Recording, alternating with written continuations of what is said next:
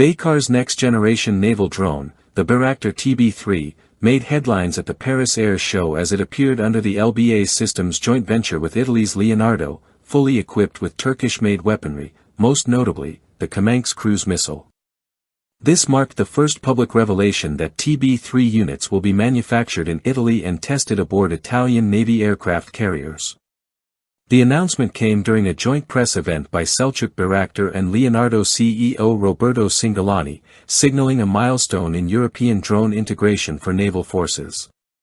The TB3's unveiling was more than a display of engineering, it carried strategic weight. By confirming Italian industrial participation and naval trials, Baykar and Leonardo sent a clear message about future European cooperation in unmanned naval aviation. This project not only merges Italian and Turkish defense industries but also presents NATO with a ready-made, interoperable combat drone platform. The Bayraktar TB3, with its folding wings, is specifically engineered for compact aircraft carriers and short takeoff decks. As the successor to the TB2, which found export success across multiple theaters, it brings increased capabilities, including a max takeoff weight over 1,400 kilograms and a payload capacity of more than 280 kilograms.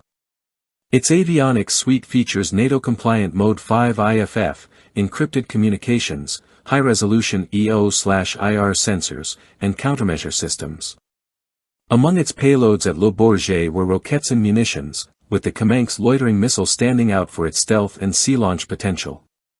Initially intended to expand the Turkish Navy's aviation capability aboard the TCG Anadolu, the TB3 has already proven itself through extensive deck trials beginning in late 2023. The current collaboration with Leonardo advances this experience into a multinational context. With plans for test campaigns aboard Italy's flagship aircraft carriers, ITS Cavour and the upcoming LHD Trieste, the drone's integration with NATO standards will be fast-tracked. Leonardo's CEO stated that full certification in Italy could conclude by 2026, given the drone's already mature airframe and carrier readiness. Where the TB3 excels is in operational flexibility. With endurance ranging from 21 to 32 hours and compatibility with diverse weapons packages, from guided bombs to long-range strike systems, it stands apart from Western naval drones still in testing phases.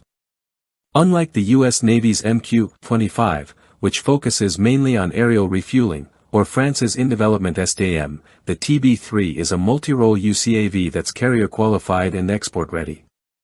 The joint deployment aboard both Turkish and Italian carriers could reshape NATO's approach to maritime drone warfare. It enables cost-effective, persistent surveillance and precision strike capabilities without relying on piloted aircraft. This development not only elevates Turkey's profile as a drone technology leader but also deepens its strategic and industrial ties with European defense partners. It provides an alternative to US-centered drone procurement models and complements Europe's push for more autonomous defense solutions.